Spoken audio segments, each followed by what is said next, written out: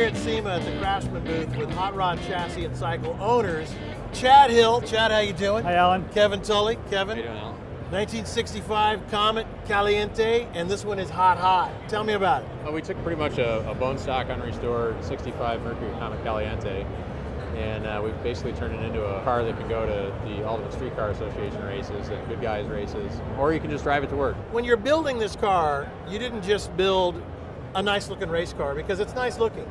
You built a serious race car. I mean, you could literally take it out and race it.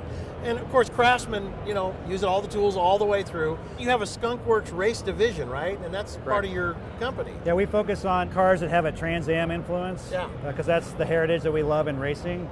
So our cars have a look and feel of that era we hold very dear. But we combine a lot of the modern technology with that, and things that look old, like the Hilborn stack injector. Right. It gives you a feel for that heritage, but everything is all modern. Well, and things you can't see underneath a Tremec 6-speed manual transmission.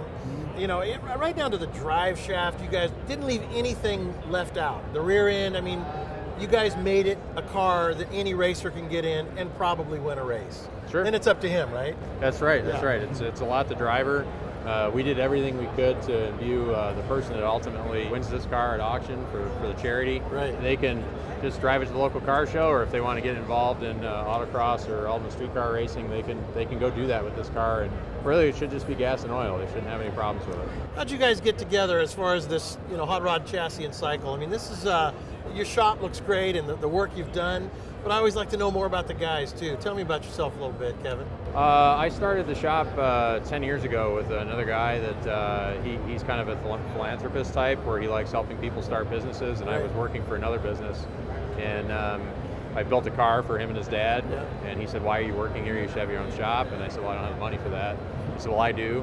So isn't that great? After a couple years, he likes to kind of nudge you out of the nest and go do your own thing. And at that time, through a car show called the 100 Car Pileup, Chad and I met and became really good friends. And one night I said, "Hey, how would you like to be partners in a hot rod shop?" Isn't that great? Because I had started doing ad work for him. I come from a design and marketing background, and I own my own design firm. And it seemed like a good marriage of my marketing skills with his engineering and design skills. Right. And it's been great. Yep. I don't think we ever thought 10 years ago that we'd be where we are here. So what do you think about Craftsman and how they tapped into your guys' skills to build this car? I mean, this has been a big opportunity for you guys as well to get that national and really global exposure out of the deal, right? Sure. So what's that like?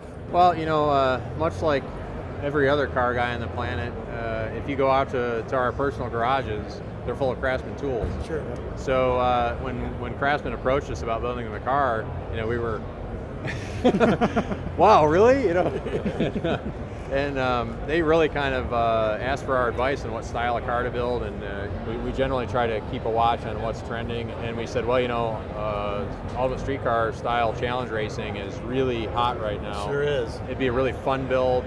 The person that ultimately takes possession of the car at the end of the tour, they could really kind of utilize it for anything they wanted. They could just drive it to work or go get groceries in it or actually go race it. So, and we wanted the person at home that has Craftsman tools in their garage to be able to see the parts we were putting on and realize that they could take their car that's sitting in the garage that maybe is that failed restoration project or a car that they're tired of sitting in a lawn chair behind, and say, I could swap out these parts in my garage with some Craftsman tools and go have a good time with this thing every weekend. These cars were never meant to be sitting in a parking lot with a lawn chair behind it. Well, they were never meant to go as fast as I'm sure this car will go. True. All right, guys. Well, now it's up to you guys to go watch some of these awesome videos of the build of this hot Caliente 65 Comet. Guys, thank you very much. Thank you, Alan. Appreciate it. Thanks, Chad. Alan. All right, Alan Taylor out.